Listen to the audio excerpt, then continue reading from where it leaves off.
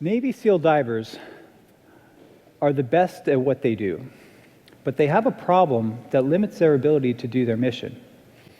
Our research focused on solving the problem, and it led to an unexpected path of discovery for neurological diseases and cancer. The problem results from the specialized equipment that the Navy SEAL divers use, including the oxygen rebreather.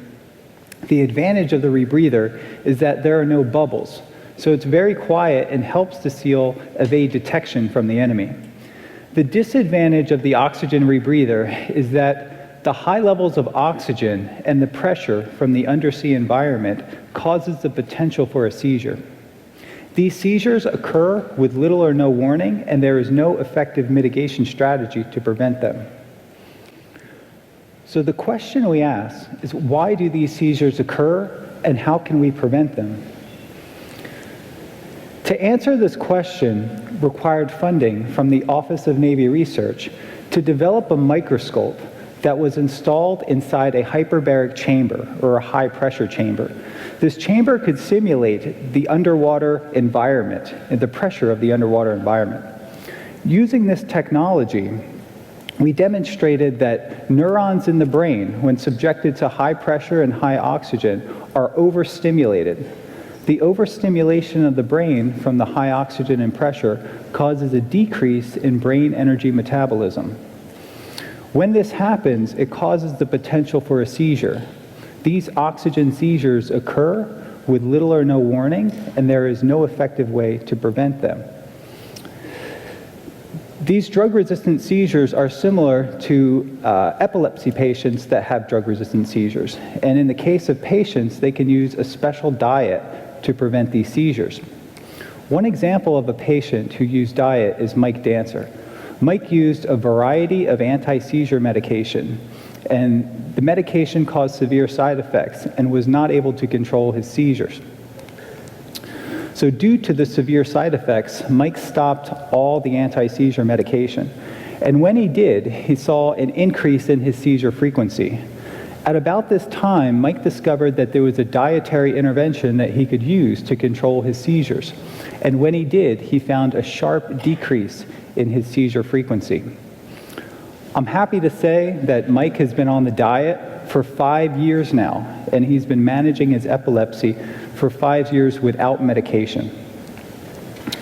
So what is the ketogenic diet? Compared to a normal diet, the ketogenic diet is very low in carbohydrates and it's very high in fat.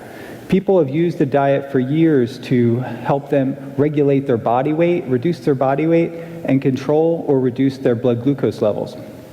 But most importantly, the ketogenic diet is proven to control seizures when drugs fail. No organization has done more to educate the public about the therapeutic potential of the ketogenic diet than the Charlie Foundation, started by Hollywood producer Jim Abrams. Jim's son Charlie was stricken with seizures. They were so severe and no amount of drugs could help him. So Jim looked into alternative approaches to manage his son's seizures. And with his research, he discovered that the ketogenic diet was being used at Johns Hopkins Hospital. So it was a treatment that was used specifically for pediatric epilepsy. So Jim took Charlie to Johns Hopkins Hospital, and they worked pretty closely with a dietitian there. And within a short amount of time, Charlie's seizures were under control. And Charlie was actually cured of his epilepsy at Johns Hopkins Hospital with the use of the ketogenic diet. So Charlie is actually off the diet completely today, and he remains seizure-free. The ketogenic diet is effective for a variety of neurological disorders, including glucose transporter type 1 deficiency syndrome. Children with this disorder lack the ability to transport glucose into the brain. So their brains are literally starved of glucose, and this causes the potential for seizures. So it's known that the brain can use glucose as the primary fuel, but it can readily adapt to using ketones for energy. So in this way, the brain is like a hybrid engine, right? So it uses glucose as the primary fuel, but during periods of limited glucose availability, the brain can readily adapt to using this alternative fuel source. So we are exploiting the neuroprotective effects of ketones by developing ketone supplements for the Navy SEAL divers for oxygen seizures. So the advantage of a ketone supplement is that you can circumvent the need for the dietary restriction that's required to elevate and sustain blood levels of ketones. There are many therapeutic applications of ketones because nearly all healthy cells in the body can use ketones for fuel as an alternative energy source. Surprisingly, cancer cells lack the ability to transition from using glucose for fuel to using ketones. So in a way, cancer cells are like damaged hybrid engines. They use large amounts of glucose, much more than healthy cells, and they lack this ability to transition over to an alternative fuel source. So we can say that sugar addiction is really the Achilles heel of cancer cells. This observation inspired me in the lab, and I asked the question, I wondered why very little attention was being given to nutrition to exploit this weakness of cancer cells. So it turns out that the sugar addiction was actually observed over 80 years ago by Otto Warburg. So Otto Warburg did experiments. He won a Nobel Prize for these experiments, demonstrating that sugar cells are damaged in their metabolism, and the damage to their metabolism results in high amounts of sugar uptake. More recently, Thomas Seifert from Boston College has been a pioneer, really, in validating Warburg's hypothesis and proving that cancer is a metabolic disease. In Tom's experiments, he demonstrated that there's a specific, metabolic defect of cancer cells, this glucose dependency, and that we can target that with a variety of non-toxic alternative approaches.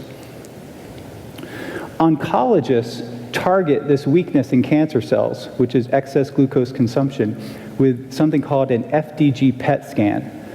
The PET scan actually shows the excess consumption of glucose in cancer cells relative to the healthy tissue surrounding it. So this allows for the imaging of excess glucose consumption that oncologists use, but this information really isn't used to exploit the cancer for a treatment modality. The excess glucose consumption of cancer cells allows them to thrive and proliferate in a low oxygen environment. Another interesting observation that we made in the lab is that high pressures of oxygen are actually damaging to cancer cells. We've demonstrated that when high levels of oxygen are given to cancer cells, that they overproduce oxygen-free radicals. And these are damaging to the cell membrane. At high magnification, we can observe bumps on the surface of the membrane that are indicative of membrane damage. What's most interesting is that the same level of oxygen that damaged the cancer cells was non-toxic to the healthy brain cells. These observations inspired us to test the combination of the ketogenic diet and hyperbaric oxygen in a mouse model of metastatic cancer. The glowing images, or the glowing regions on the screen, show the growth and the spread of metastatic cancer cells. This study demonstrated the therapeutic efficacy of a new, non-toxic alternative approach to cancer management.